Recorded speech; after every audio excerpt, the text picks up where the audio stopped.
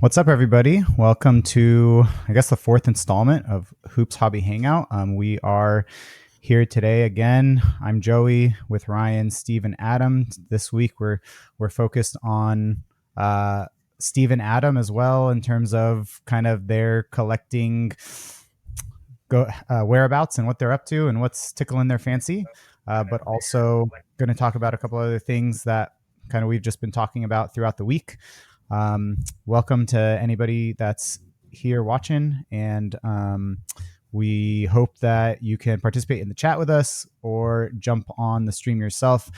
Even though Steve and Adam they'll drive the topics, we'll kind of all be able to share our thoughts. I'm going to put in the stream link in the chat so that you can jump on, and if you want, you can copy that link, paste it into your browser, and you can jump on the video yourself. You can also scan the QR code that's up at the top right of your screen. If you're interested, I'll keep that up and try to go back and forth every so often. But yeah, so hope everyone has had a good week. Does anyone kind of want to start us off? Let us know if there anything exciting happened this week, hobby-wise or otherwise. I've got a pretty cool story, and I know I'm going to talk a lot, but I think this is, I'm just going to be selfish because it's like a big moment for me, but this is your week. Yeah, no, but I got a chance. So I'm a huge introvert. Thanks, Evan. I appreciate that. Huge introvert. So for the first time, I'm about to turn 44 years old. I went graphing, which is short for autographing. My daughter and I went down to a Connecticut Suns game, and her favorite player in the league is Dejanay Carrington. Used to be on the Sun, is now playing for Minnesota Lynx, which is the number one team in the league. And what's up, Jason? So she has a jersey, which I regrettably spent $100 at when the Sun played at the Garden in Boston last year. But her and I went down. I have a good friend of mine that has season tickets. He told us where to get tickets. And her and I went down. We brought Dejanay's jersey with us, and we were able to get in early, hung out with the season ticket holders that had all their card. It was actually kind of cool to see, like, the people that go with their photo albums and stuff and do the autographing thing, kind of hang out every time. But we were able to link up with Dejanay. My daughter got to throw her jersey onto the court so Dejanay could pick it up. She specifically asked for it, signed it. The kid was in heaven. Like, while we were waiting, we got on the Jumbotron. It was an awesome experience. And I can definitely see the appeal of, as a 44-year-old white man, I don't know that I'd go to too many games and fight for 20-year-old autographs, especially females, but doing it with a kid and seeing that enjoyment. So that was a really cool, hoops related experience for us to have. Yeah, it was good. Very cool. Yeah, that sounds so cool. Must feel so different, like going for autographs when you have a kid with you rather than when you're like an old dude just kind of asking for these people half your age's autograph. He manipulated the story. It was really him who wanted it, but he used the kid as the leverage. I respect it. I respect it. Yeah. No, we're going again this weekend. If DeWanna Bonner and Alyssa Thomas are going to be in town. If I were to go get their autographs, I'd be using, my kid for leverage. But this time around, it was actually my kid. That's awesome. Thanks for sharing. That's really cool. That's a great, by the way, Sean, episode title for this. We should definitely pick that one up. Is Shamrocks and Shenanigans. That's awesome. Ryan, Adam, you guys got anything going on?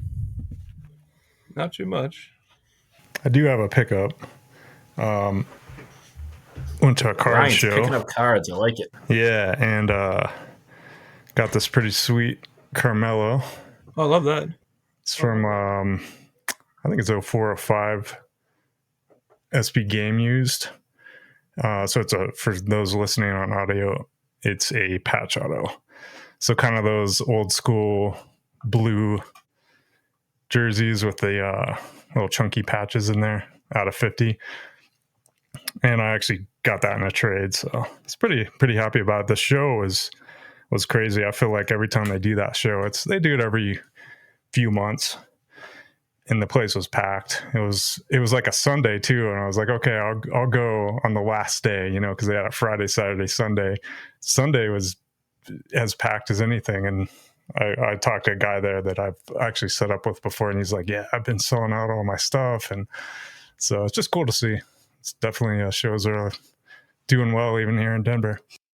It's awesome. Yeah, that's great. That's a great card. I mean, there's Yeah. just those Nugget jerseys have such great patches. Yeah, the texture on the patches is really cool in those. Yeah, and the blue on the auto and the blue in the background, it goes together so well. Yeah, actually, I don't have a ton of Carmelo stuff like patch auto stuff really, just because I wasn't collecting in the 2000s as much, and I feel like when I got back in, they're too expensive, and then I could just never justify it. So now I'm kind of going back, and I've got other decent cards. So I actually traded like a Jokic card for that one, and I think I got a Kareem auto out of the deal, and I got like another Jokic for my son, and so it was cool. It was pretty fun. That's one I'm actually still looking for myself is a Carmelo patch auto, but I'm specifically wanting that like era early autograph Mellow Nuggets. Like that's perfect. I'd like one of those too. So is that UD or something that you're looking for specifically? Yeah, probably Upper Deck, just because you get into Panini years, he's on the Knicks, and then you get into the newer Panini stuff that's Nuggets. He signs it like Stay Mellow now, and I don't want that. I want the original Carmelo auto. Ryan, just a curiosity question from an outsider, because obviously, like in Boston, we had a ton of respect for AI and everything that he did. How is AI thought of in Denver? You know, I know Carmelo like was respected, and I actually think he got a lot more respect when he went to Denver. How is AI thought of when he went to Denver? Like, did you go after any of his stuff? Yeah, I do, and actually, I just think it was cool that he played with us for what was it, 2 seasons or Yeah, whatever he was with us. because I'm just asking because I think of like he wore that jersey, and I'm like that would be kind of a cool card. Like Yeah, if he came to the Celtics, it'd be kind of a cool era to get a card of. AI stuff is like super expensive though, normally because you got a lot of collectors of it. So I feel like anything that comes up where I'm like, oh, that looks cool, it just goes way out of my price range. I Really? actually was when I was doing my Topps Chrome run for the Nuggets. That was like the last one I picked up was his, I think it was 07, 08 or something. The X Fractors, I think it was, just because it was like going for so much money. And then I've sold a couple cards and I like saved those funds. I'm like, when that comes up, now I got the funds. But Yeah. before that, it was just too much, But yeah, I've never heard anything bad from other fans about him or anything like that. And I thought it was a cool time period. So just out of curiosity, I mean, I almost think of him as like with the Nuggets as like Shaq with the Celtics, and AI had a lot more to offer, and obviously there's a big trade and stuff. But like Shaq Celtics cards go for crazy money, especially anything relic based, like hundreds and hundreds of dollars. yeah, it's kind of similar to AI. I think just all of his cards in general. Yeah. Maybe the Nuggets less so because everybody wants Sixers or whatever, but it's still pricey. Yeah. Oh, that's cool. Well, I guess that might be a good time to give Steve and Adam the floor. We are celebrating Adam's birthday today, so he got the great present of coming to talk to all of us and tell us about what drives his collecting and what cards are keep him going every day. So, do you want to take the floor? Kind of whatever you think or wherever you want to take it. Feel free to jump on. I can, sure. Are we want to do like a backstory type of thing, or what are we trying to do? Whatever you want. I mean, share whatever you want, and I'll just remind everyone to jump on that QR code. If you want to scan it, you can join in and jump on the video. And there's a link at the beginning of the chat to you can scroll up and find that. But yeah, I mean, I think we've been trying to focus on like where you're at now in your collecting, but Okay, yeah, that's fine. I just want to make sure I'm on the same page. yeah. So I basically collect anything Hall of Fame related. Most of the teams outside of basketball I collect lack in that regard. Like I'm a Bengals fan, so Hall of Fame collecting is pretty difficult. But for Celtics, it's like the perfect storm. They have tons of Hall of Famers, tons of kind of history and longevity. So that's something that I collect a lot of. My Celtics fandom started being a kid in Kentucky. No NBA teams. Antoine Walker was a big UK talent. So I do collect some of his stuff, not a ton, but some of the newer kind of patch autos. Like I had one of those pulled out. Antoine Walker, flawless Nice. patch auto. I like that year a lot. The hollow foil on it's nice, and that's a big thing for me. Hollow foil is kind of everything. So if a card doesn't have hollow foil, it kind of detracts for me. Same, and I probably said this before, but if not, I'll come across as a goofball, but the patch of the card and the photo matching is big to me. So like this here having olive oil and it being a white jersey and a white photo is like the perfect combination. So it's like everything I look for in a card in one: on card, nice patch, match, olive oil, that kind of thing. And I know that's something Steve likes too. And I was sorry, Adam. I spaced out for a second. Did you that's 2014-15 flawless, right? That sounds good. The hollow foil in that specific year, flawless, is like it's glass. It is just, it shines, it reflects so well. It's beautiful. Yeah, it's definitely one of the best years, I think, and it's across the board. Like the gold is really the same pop of with olive oil to it, because you get some years where the gold is solid gold, the silver solid silver. Like it just doesn't do the same for me. But that's one of the really good years. And then another Kentucky connection being from here, Dave Cowens was somebody I collected early. This is one of my favorite kind of unheard of cards. It's the foil version of the Topps fan favorites. They're numbered to 10. They rarely pop up, That's beautiful. but it's one of my favorite cards. But they're numbered to 10, and they look really good. Very nice. But he's from Northern Kentucky like myself, so it's kind of another connection there. Let's see what else I've got here. And kind of honing in on the older guys that I like to collect more than anything.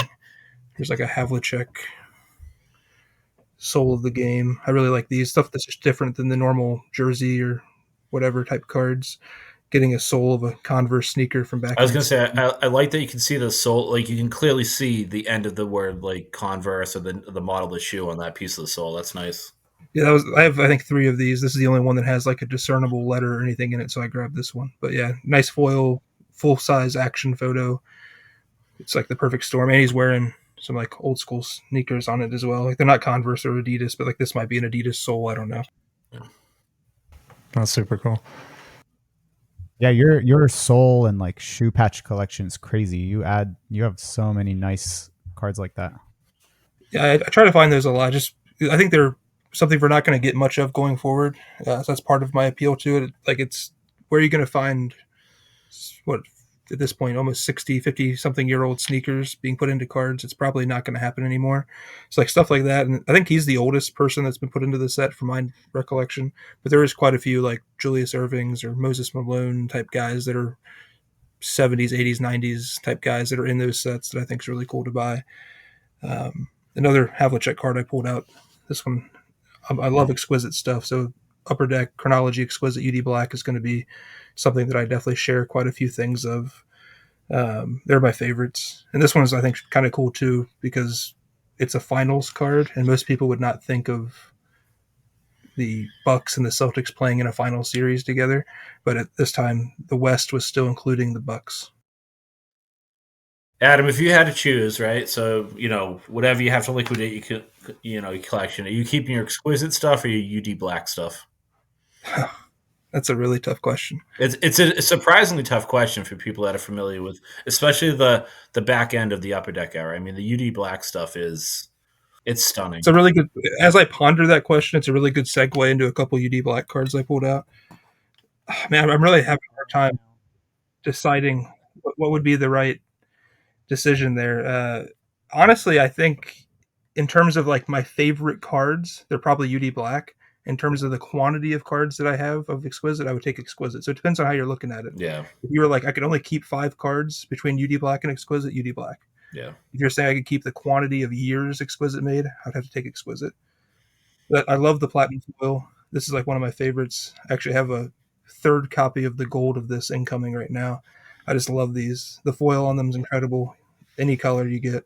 And then I have a couple of these as well. I pulled out one of them. I love those silver paint pens too. That was like, I guess that's got the gold paint pens, and they actually did the correct size. Right. Because when Panini got a hold of stuff like that, they'd give them those fat Sharpies or whatever and just ruin them. Those are like the perfect size ones. Yeah, these are really nice. I think it's also attention to detail, Ryan, right? Like Panini, and I'm actually a huge fan of a lot of what Panini does, but the combination of paint pen on acrylic surfaces is very, very fragile. And I know Adam and I have traded some of like the Noir cards back and forth and stuff. They look great, but that paint pen it's never going to fully cure on that acetate. It's going to be easy to scratch and chip off, and then in addition, they grab like the Magnum 44 markers to sign some of the cards, right? But no, there's something about those high end Upper Deck sets where they just took the time to.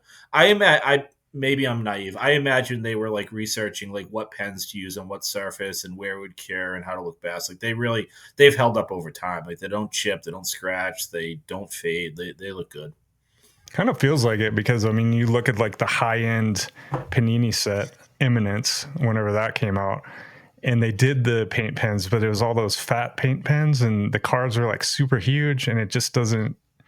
Well, I've never owned one, but it didn't feel the same as like the Upper Deck stuff, the Exquisite, the UD Black, and all that. Right. It just felt like kind of cheaper, like they're copying it and kind of missed the mark a little bit. If you guys don't mind me, Evan is in our studio. Evan's back here to hang out. Thanks for coming on. I'm going to add him to the stage because I'm sure he has a lot to contribute as a Celtics fan himself. I see you're properly attired. Evan makes fun of my headphones, and then he comes on with the hat and the oversized headphones. No, I think he was genuinely complimenting you.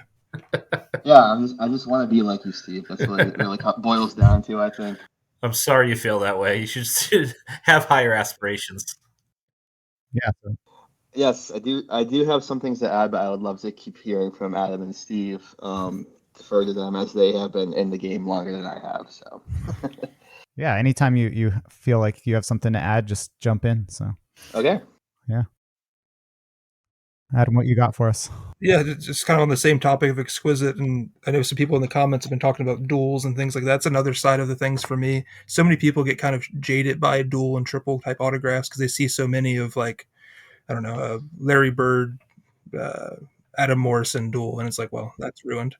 I love duels and triples, but only when they're done correctly. And this set here from Exquisite is probably my favorite dual auto set.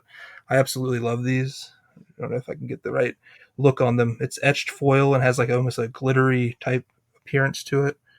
But these are really special, I think. I love these.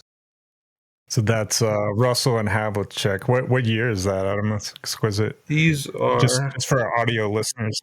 0708 Exquisite enshrinements duels. The singles are vertical and just signed across the front, and these duels are horizontal with obviously two players on there.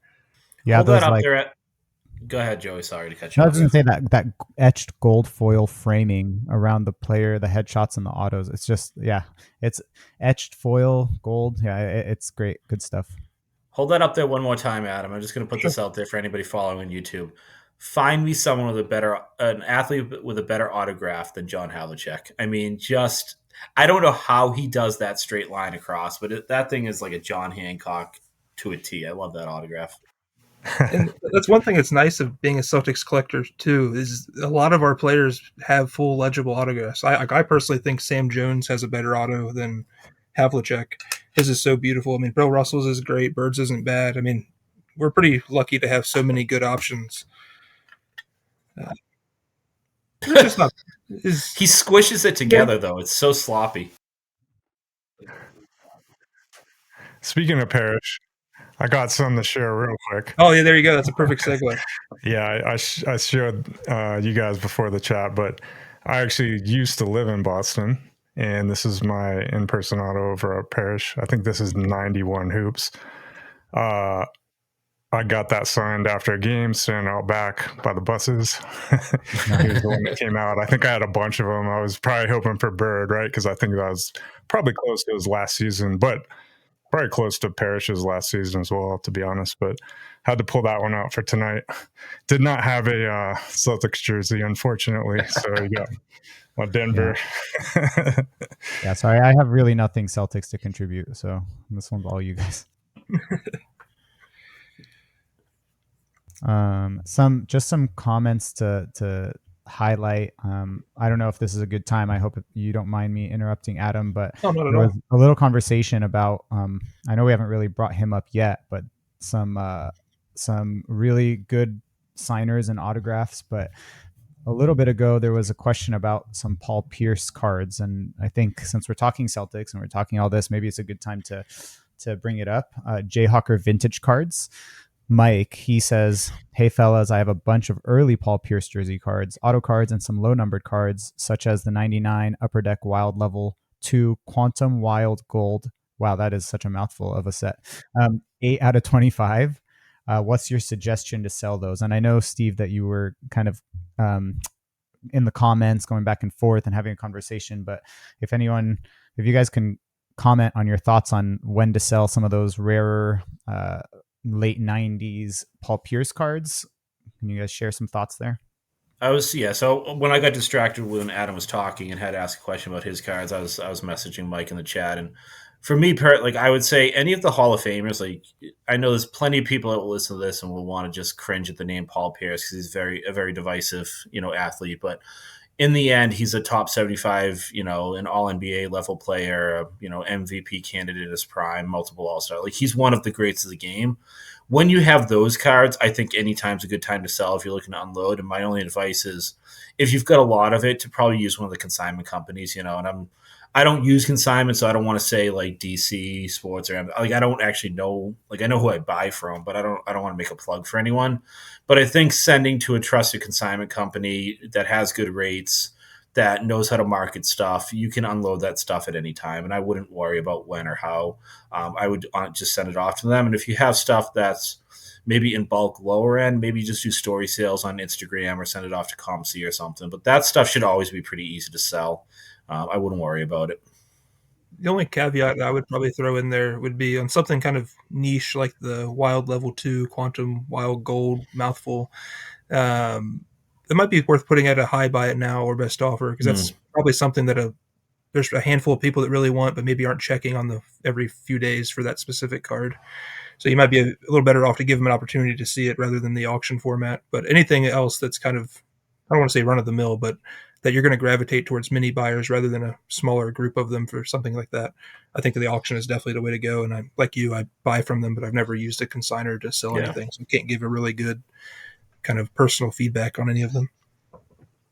That's both great points. I know it's hard. I don't know if any of us are like expert sellers to be able to give advice on selling and timing and stuff like that. Do you guys think that with the run up on things late 90s and rare things and higher end things right now, that now might be a high point in that sort of market? Or do you think with Paul Pierce, I mean, he's a great player, like you said, top 75 Hall of Famer, but he's not like Mount Rushmore necessarily of the hobby. I don't know if it makes a difference or if you guys I don't think it makes a difference. Like I honestly think, like I asked about AI earlier just because I was curious, and like Penny Hardaway and stuff, there's players that have certain like rushes of fandom and nostalgia and stuff that people go after. Pierce is just one of those great players, and there's a very specific subset of collectors that go after his stuff, and there's Celtics collectors or all NBA collectors that might see something rare and make a bid at it. So I really, honestly, I think if you have that type of play, if you've got Akeem Olajuwon or Paul Pierce, those top tier players that aren't the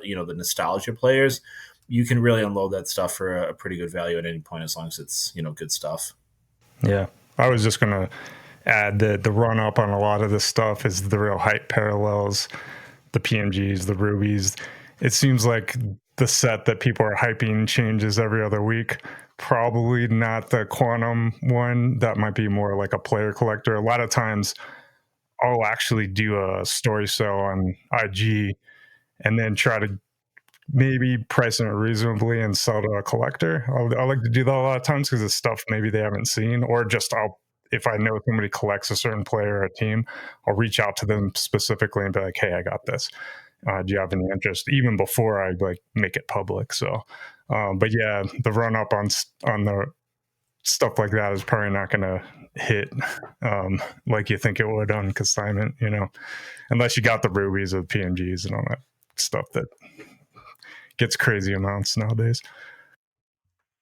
Sure. Yeah. I mean, yeah, there's a lot of good stuff. I never heard of that set before either, Sean. Like I've never even heard of the gold, the non-gold, whatever, but that's really cool. Yeah. And I feel like with a card that rare from 99 of a player like Pierce, I think like Adam has a point with putting it up for a high bin and best offer and stuff like that. So it's a good point. But But yeah, that was really great. Thanks for throwing that in there. And Adam, do you have more things you want to share with us? I had a couple more pulled out. We were talking about the exquisite duel. I had another Bill Russell exquisite sitting here. The noble nameplates. Just sitting there. Yeah, cool. Yeah, just a casual Bill Russell patch auto with an actual, stitch patch. Just sitting around. I know, right? I love that phrasing. However you want to word it. I really like this set. One of the few without a faded auto. Yeah, I've seen a number of these with faded autos. I'm not sure why, but there's been several. But yeah, it's a really good auto. And what year is that noble nameplates? I'm bad about years. Let me look here. 2005, 2006. Okay. And one thing I was going to touch on too with Russell is he has several different iterations of relic autos, I'll call them, and they're all different materials. So like Upper Deck at one point, that there's shorts, and then in another set they had a warm-up jacket, and you'll discern those by being 3-color with yellow. And then only Topps ever acquired an actual jersey. I have one of those, like a truly stitched jersey patch. Unfortunately, they never made an on-card version from Topps. I have a couple sticker versions. This is Topps Echelon, and then Bowman Elevation. Both offer actual jerseys in the cards, which I think is pretty cool. I just wish there was an on-card version of those. Yeah, that's awesome. That's so unique. So you're saying that exquisite is not a jersey? No, it's a pair of shorts. Okay. Yeah. And then like a lot of the exquisite stuff that's higher numbered is like almost wool looking patches. Mm. And those are like pieces of the interior of the jacket. And then you'll see like number pieces or low numbered exquisite stuff that features 3-color patches, but they're pieces of the jacket. Also just more of the prime chunks. Well, that's cool. That's an awesome pair of Bill Russell memorabilia autos. That's crazy. I appreciate it. I'll show one more, and then we can get on to Steve, so I can quit blabbering about my stuff. But this one's one that I really like as well. It's a JoJo White game used letter W from the jersey, and there has been some speculation. I think it was Kyle that came up with the concept that this was finals worn from the year he won the finals MVP. Oh, sweet. So it was one of those things that popped up, and I had to have. But very nice. Really like that one. It's super chunky, stitched, and if you can catch that in the and the W fits perfectly in that window. Like you've got the full letter, you can see the outline of it. It's about as good as a relic card gets. Yeah, that's one that I think's really special. Obviously, JoJo White isn't on most people's radar, but I love the more unique kind of patch stuff, and the finals potential there is quite cool, I think. Man, Adam, you're going to have a ton of cards as photos to send me for the edited version of YouTube. Oh, yeah. Yeah, I can send them to you faster than Joey will send you one, so don't worry. Hey, I'll get there within a week or so. Virtual communication is like my Achilles heel. It's so bad. Come on, Steve. All you. Yeah, Steve. All right, I'm up. And Evan, you should get ready. We'll throw it to you too. I mean, you're a Celtics collector too, so we want to. Yeah. Anything you want to add to this? Who's the player on the jersey, Evan? It's Tatum. Nice. How original. He's a baby. I mean, that's all he knows. Original with my Jokic jersey. So. And I ran upstairs, and I'll tell the story in a second about what I'm wearing. But after I saw Ryan's jersey, I was like, "Oh man, I gotta put something on. I gotta get a little prop for today's conversation." But so I was thinking about what I wanted to say, and I'm just gonna tell a few stories and share some cards about that because I'm all over the place with collecting. Like when I first got the most typical middle-aged man story ever. Right? Like I collected in the 80s and 90s.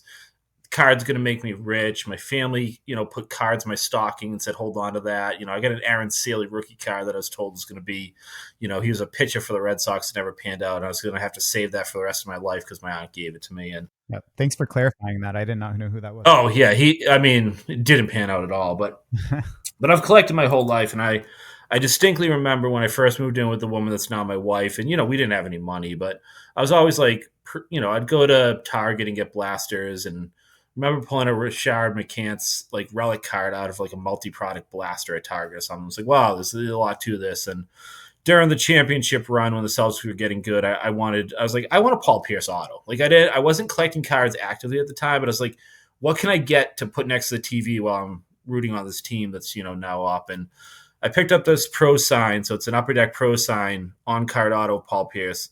I distinctly remember paying somewhere between $20 and $30 for this. Like I was like, oh wow, cards are so unpopular now that you can get autographed cards of your favorite players on eBay for a couple of bucks. And so cards have always been part of my sort of ecosystem, even when I wasn't actively collecting. And then in 2012, I remember driving to work, and one of the sports talk radio guys was going through a midlife crisis and talking about how he went on Amazon and bought a box of baseball cards. And I was like, yes, I'm going to do that, right? So it was September 2012, and I might forget my kid's birthday sometimes, but I remember that it was September 2012, that I ordered a box of 92-93, a hobby box of Stadium Club, off Amazon for $25. And I was working at a bike shop at the time, and I was in grad school, and I was texting a buddy, be like, dude, can you believe what I did? Like, I could never buy a box before. I used to fight to get a pack of Flair Ultra at the gas station, et cetera, et cetera. And I pulled a Michael Jordan beam team. And I was like, oh, man. Like, I was like being a kid again. Like, I took a picture. I sent it to him. And, man, it's been downhill since then, right? So then I hopped on the internet. I was like, what is this card stuff all about? I started an account on a forum board called, what was SCF? Sports Collectors Forum or something it was called. SCF was Adam shaking his head. I don't know if you remember. I started there. Sports Card Forum, yep. I mean, they would send you like birthday notifications, and you could like trade and sell. And then I found the Beckett forums, and they had their org, which you could upload your collection. You could digitally trade it. Before they charged you for it? Before they charge you for it, yeah. And it was awesome because you could literally like you just had a bubble next to all your cards, and you could click it and then send it to like the Sport Card King and say, hey, I'd like to trade these. Are you interested? Or you could go into the Sport Card King's org and select a card that he had publicly available and like offer a trade. It was a great system for 2010, 2012. But I went down a rabbit hole, and I was like, all right, I bought a box. I didn't think I could ever do that. Now I want the card I didn't think I could ever have. So I thought I was so smart. So I researched this card. I looked into it, and I bought a graded copy of this card. And this card was graded a BCCG9, which for those that weren't collecting back then was Beckett Collectors Club Grading, which was the scammiest company. And I had no idea. It was hot. There was low-end slabs, no sleeve in it. But the card was a Larry Bird, Magic Johnson rookie card. And I remember where I was when I bought it. I was sitting at my computer in my living room, the house I just bought, and I paid $200 for a BCCG9 Larry Bird 1980 top scoring leaders rookie card. And that opened the floodgates for me. I then spent, years on Beckett, buying stuff, trading stuff. Probably the card that I was most excited about back then that I did the most research on was a what year is this? 93. 93 Hoops. This was a redemption dual auto of Larry Bird, Magic Johnson. This is a fun card to research because there's so many fake copies out there because it's just a base card with autos on it. But this is an actual pack pulled redemption that got redeemed. So I've been collecting since then, mostly Celtics stuff, but more recently a lot of I'm really not doing much with the NBA stuff, and we're gonna, big marketees. We're gonna end this conversation. I think we're all super excited about Silhouette, except Evan joined us, and he's not super excited about Silhouette. So it'll be good to have a different opinion. Yes, good. But more recently, I've been doing a lot of collecting with like pop culture stuff. I'm a huge Seinfeld fan, Marvel MCU stuff. I mentioned the WNBA. I'm really excited about WNBA cards right now just because they're new to me. It's like a whole new genre, and my kids like them.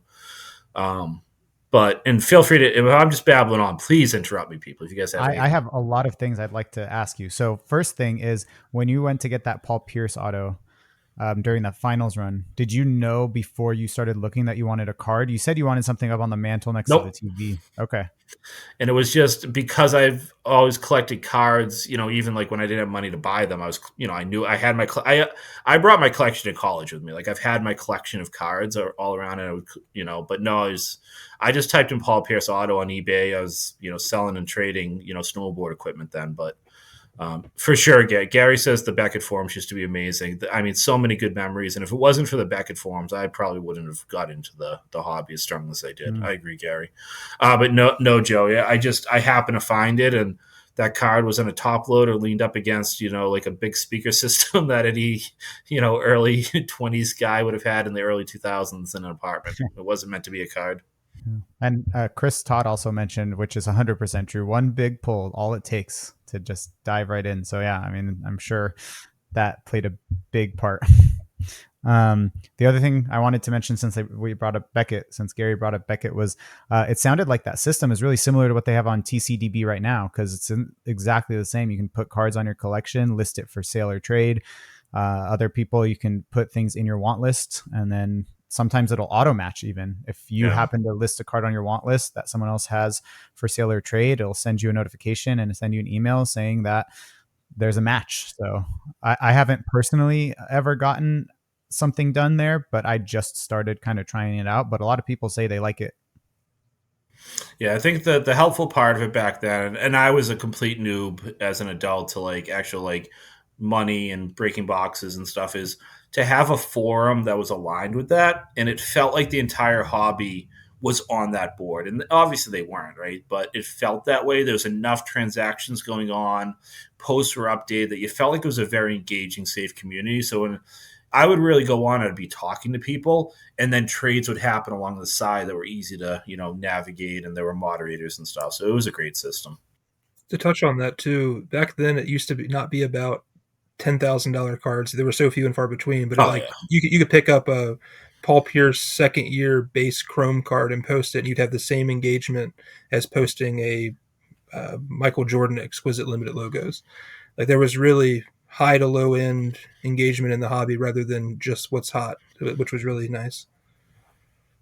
Yeah, when did you make it over to the blowout forums? Because I know that's where I kind of met you initially, Steve. And I remember seeing Beckett forums and going on them, but they were kind of dying out at that point. I feel like that was maybe early 2010s. Yeah, I would say so. I probably missed I missed Hobby Kings completely almost. I mean, like, I remember being on Blowout and Beckett and hearing about them shutting down. I joined Beckett in 2012, right around, that's when I hit that, Jordan Beam team. And it was really active until 2014-15, and I bet it was around 2013 that I found out about blowouts. And at that point, I was like, I just want to make sure I understand. I want to know where everyone is, right? So I can be making deals.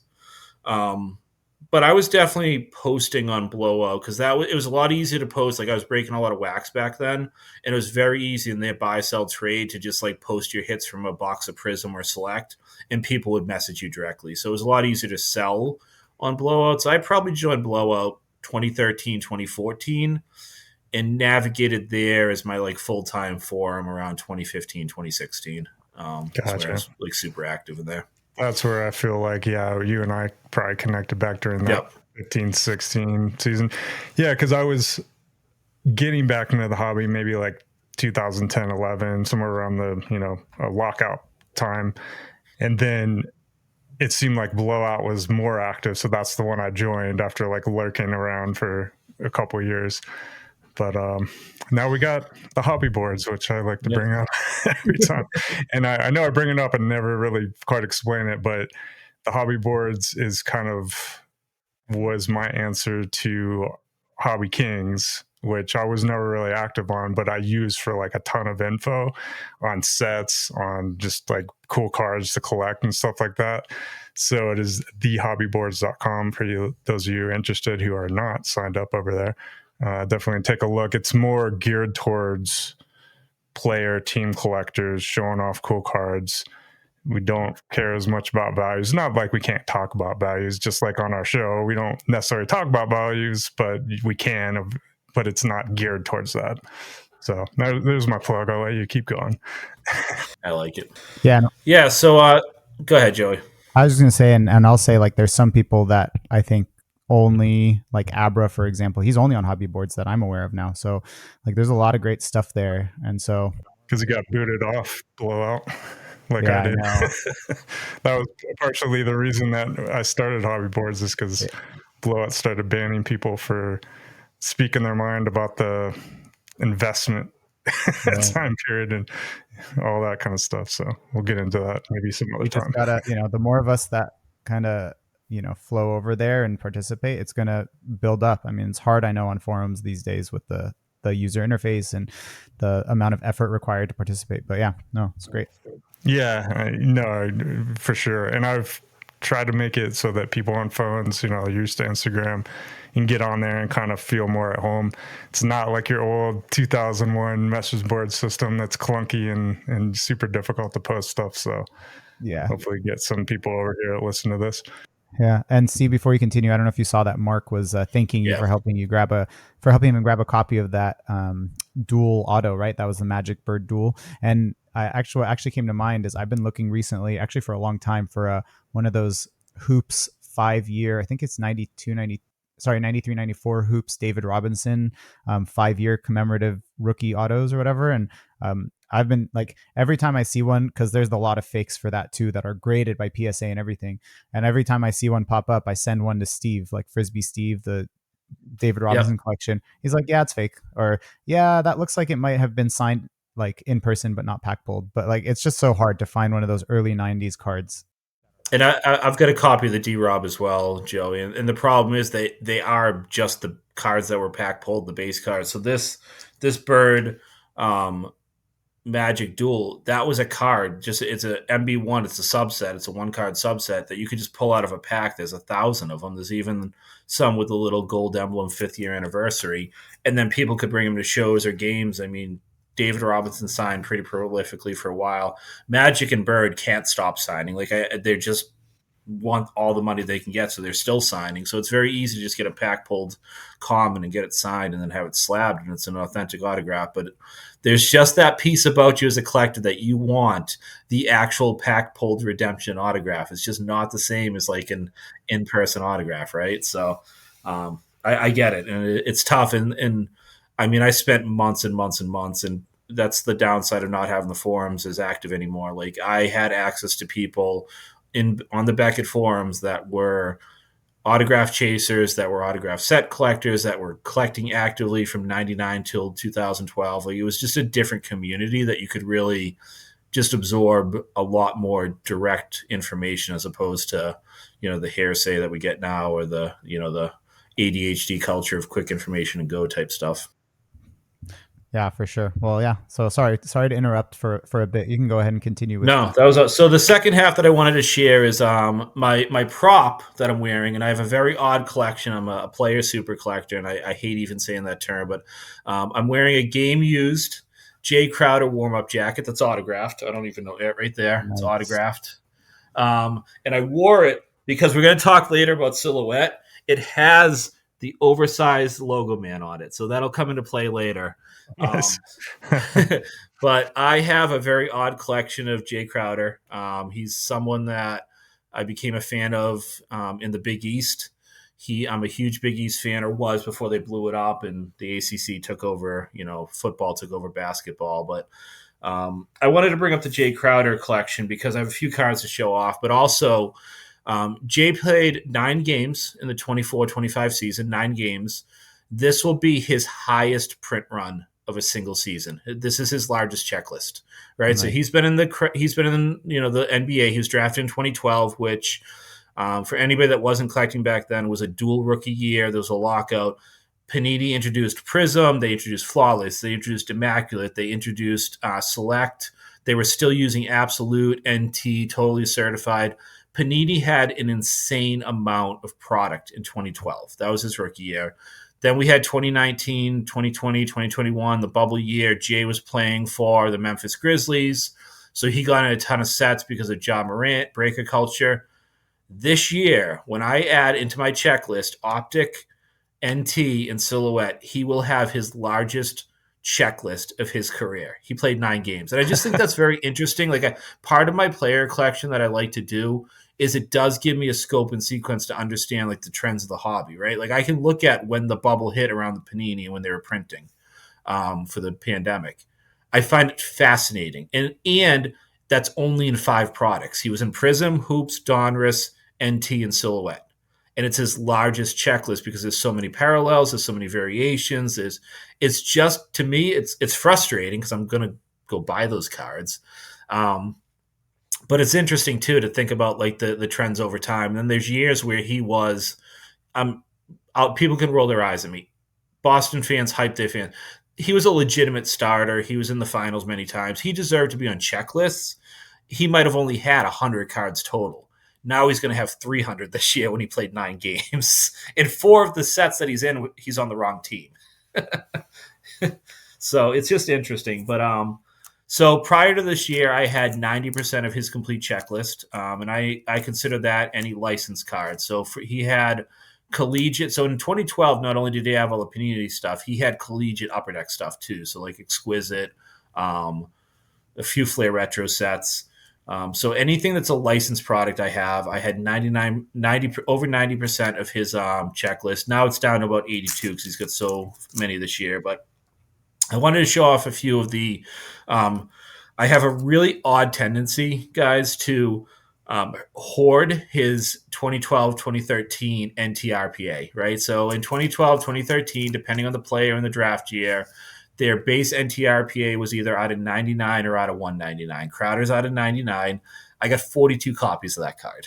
I'm not really sure why. I don't know that it makes sense. My kids are going to hate me when they have to deal with all this stuff.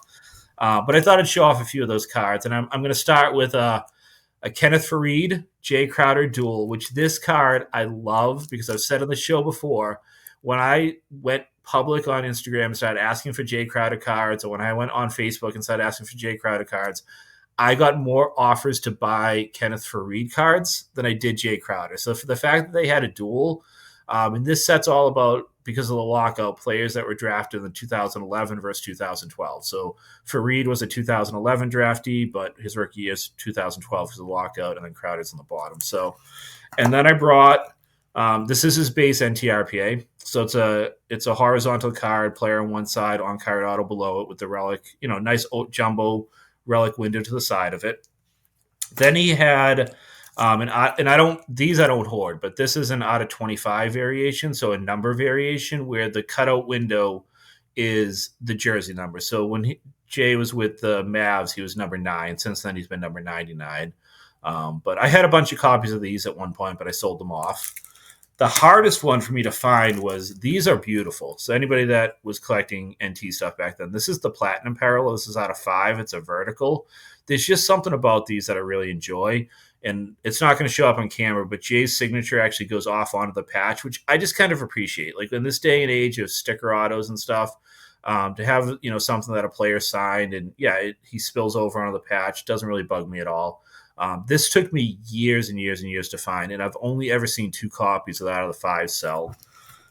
And then not my favorite Crowder card, but definitely my most, I guess, impressive one is I do have his NTRPA 101 logo man auto, which he inscribed Beast, which is hilarious because I don't think I've ever heard him, be called that. But obviously a big card. I mean, I don't know that this – I hate calling cards big or important, but this is obviously a centerpiece of my PC. You don't get more, recognizable than a rookie NT logo man RPA. So just want to talk a little bit about my Crowder PC and – show off my game. I have all kinds of like cool stuff, and I've been able to get in touch with Jay's dad. Actually, the guy I got this jacket from, this is a fun story, and I don't know if you remember him, Adam. Adam came up to a show in Boston. There was a memorabilia dealer that I don't want to call him out, but had access to players for recreational purposes and provided recreational opportunities to players. And this guy, as a result, had the most insane memorabilia collection. He had Paul Pierce game-used jerseys from every team Pierce had been on. He had autographed seats that were used at Pierce's jersey retirement. He had like the padded stanchions from below the basket that were signed by the team. And this guy had a collection of Robert Williams, who was a rookie center for the Celtics of the team. Williams never sent back his immaculate RPAs signed to Panini, and this guy had the box of them. So he had Williams must have been just decided he wasn't going to send them back, and he just gave them to this guy. And he had got like all the one-on-ones personally inscribed and stuff. But I actually traded a Paul Pierce immaculate. Yeah, Adam's got one right there. So those were never sent back. Any of those that are on the market were never sent back to Panini. They were just kept at Robert Williams' house that he was renting at the time. And the guy's friend, like this guy had out of 49 print round, had 25 of the copies plus the 101. It was just the most wildest thing. But I traded a Pierce Immaculate patch auto for this jacket that I'm wearing right now. Nice. He had like personal relationships with like the broadcasters, the players. It was wild. Yeah, I don't think I've ever seen like a game used warm up jacket. That's so cool. One of my favorite pieces that I have in my collection, Joe, is I have so in 2013-14, Pierce played for the Nets, and they had back then, if you remember, the NBA did Chinese New Year stuff, and I have Pierce's warm up like shooting shirt from that I bought. It's like photo matched and everything. I bought it on eBay for $75 and brought it to a show to have Pierce sign. And when I handed it to him, he paused and he looks at the tag that had his player number and stuff on. He goes, and I won't swear on the show, but he's like, dude, what the, like, this is mine. Like, where did you get this? This is mine. So I've got kind of like, you can pick up game used, like, I don't know, this is probably a jacket stupid, but if you ever get into memorabilia, sort of the warm up stuff and the, the pregame ceremony stuff is always really fun and very inexpensive to pick up versus like an actual game used jersey or something. Wow, that's awesome. Yeah, that's great stuff, dude. Like, that is definitely a super collection right there. I wanted to say, I don't know if you noticed on the thumbnail, I put that Asia Wilson, I don't know if I'm pronouncing it right, card you picked up recently, because I noticed that you're picking up lots of WNBA stuff, so I definitely have picked up on that. So yeah, that's really cool. Would you consider yourself then a team collector and a player collector? How would you like organize yourself? I'm just more of a player. I'm definitely more of a player collector, and it's just like within the team stuff. But like even when I collect team stuff, like there'll be players that I prefer. Like I have a whole page in my binder for D. Brown. I have a whole page in my binder for Al Horford. But I've only got one Kristaps Porzingis card. I've only got like 2 or 3, Kevin McHale cards where I have a bunch of Larry Bird. So I definitely prioritize the player collecting side of it more. And then I use that to pick up like autos or parallels and stuff that I really like. But the player side of it, whereas like Ryan will do, like Ryan and I talk about this all the time. Ryan's binders are set up by 2003, 2004 finest gold for the Nuggets, whereas my binder's set up for a D. Brown refractor run from his playing days. So I definitely do more of the player stuff. Yeah, I've always like contemplated how to organize my binders too, by player, chronologically, by set, team sets. I don't know. That'll be an entire conversation. The way we organize our collections will be an entire conversation. Yeah, we could go on for a while about that, I feel. Yeah, I do it by year, but yeah, by player is cool too. I actually have specific binders just for my player PCs as well, but I still sort them by year. So do you have like a copy for your player binders and then a copy for a team set that goes in the team set binders? Some of them, yeah. Like Gallinari, I picked up multiples just because it's probably like maybe what you experienced, Steve.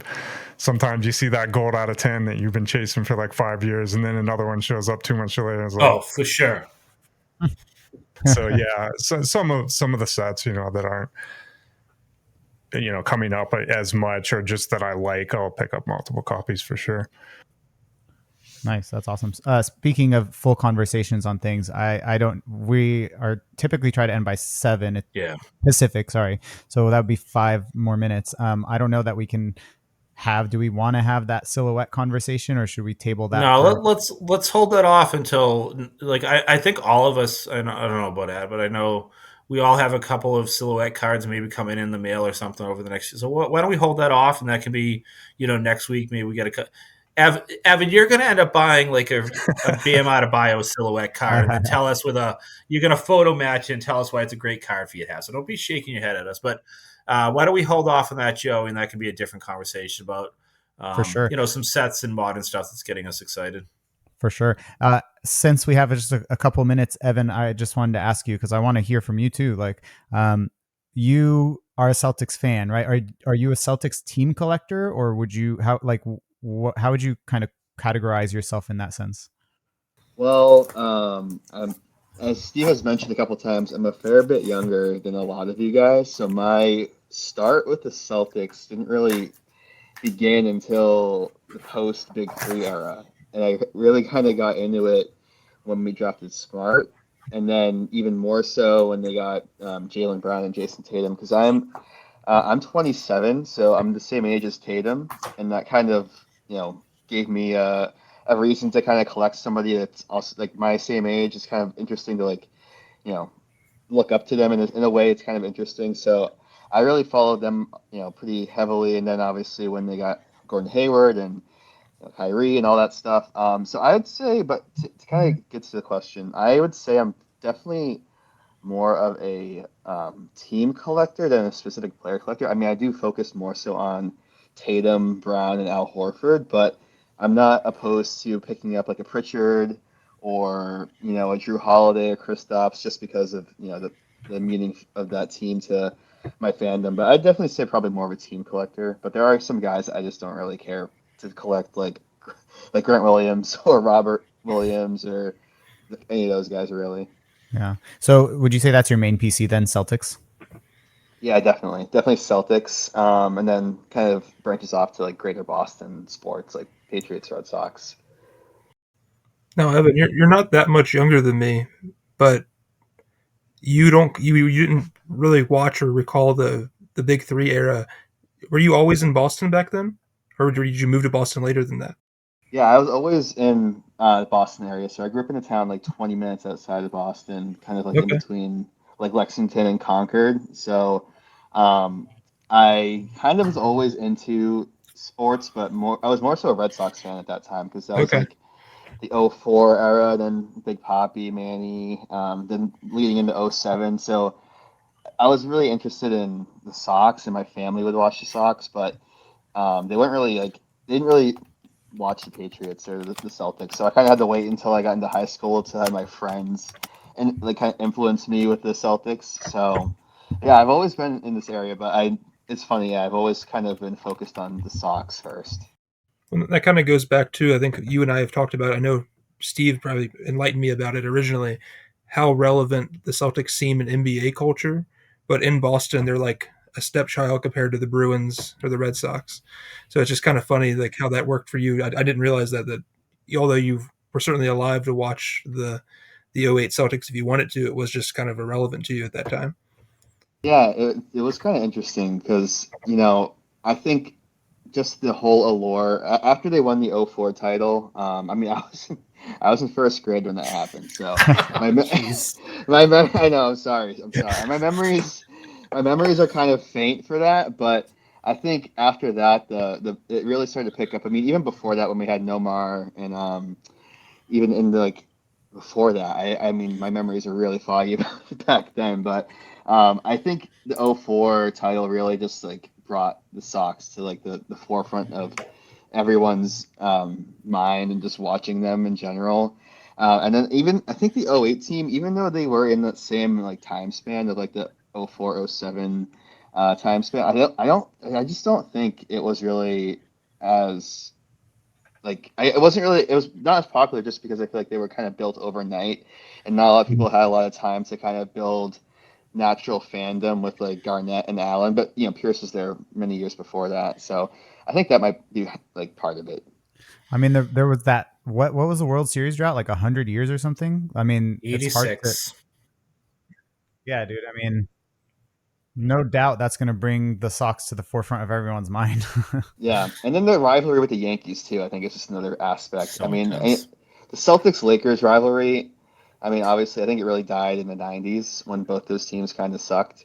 And then I think the Yankees Red Sox really kind of revitalized everything like in the early 2000s with A Rod and the Nomar A Rod controversy when A Rod almost was a Red Sox, and then he went to the Yankees and all that kind of good stuff. And I think that's what really also kind of made it really popular around here.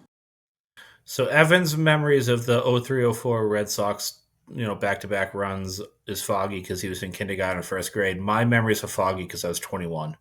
Okay. So how's that to cap the conversation for you? Yes, that's a good way to go out for sure. Anyone have anything they want to add before we hit the road? No, MB just says that Evan makes him feel old as AF, and I'm with you, buddy. And I think of D Brown when I think of the Celtics because that's when I was living in Boston. I remember him being such a big deal after that dunk contest, the no-look dunk. And then those Reebok pumps. The pumps. Everybody had to have those. Yeah, good comment there. All right. Well, it's been fun. I had a lot of fun listening to really all of your guys' collecting background. Evan, we would hopefully give you some more time next time. Yeah, thank you guys for sharing that. Obviously, a very Celtic heavy day. Thank you everyone who has been hanging out and commenting in the chat. And of course, Evan, I can't thank you enough. Like, it's so fun when we get other people jumping on here. Like, we would love it if this could be like five of us every week, so it'd be great. Yeah, I'm having a blast. I have a blast. Thank you guys for letting me join. And I know it's kind of like your guys' thing, but I do appreciate. I mean, it's funny too because I've been talking to Adam for like the last week and a half probably, that's what I like about this. Like just starting to chat with people that I never really chatted with, and it was the conversation started from TJ Hushmanzada, funny enough, and it's gone on to like crazy things about even like just Celtics housing market. So I really appreciate that, Adam, by the way. Yeah, and I think I've also like chatted with you more than I had in the past. I mean, we had chatted a little bit in the past, but like between your YouTube and a lot of the like silhouette stuff and talking about the game dated sets and stuff like that, like, yeah, it's been a really great opportunity. So I wouldn't even say like I disagree when you say it's our sort of thing. Like, the whole point of this is that we just have a place where everyone can come, lounge out, hang out, just talk cards. So, we'd love to have you here from the beginning every week. So appreciate that. Thank you. And tell your friends to join the party. I will. Yeah, for sure. Yeah. So again, thank you all. We'll see you all next week, 9 Eastern, 6 Pacific, Thursday.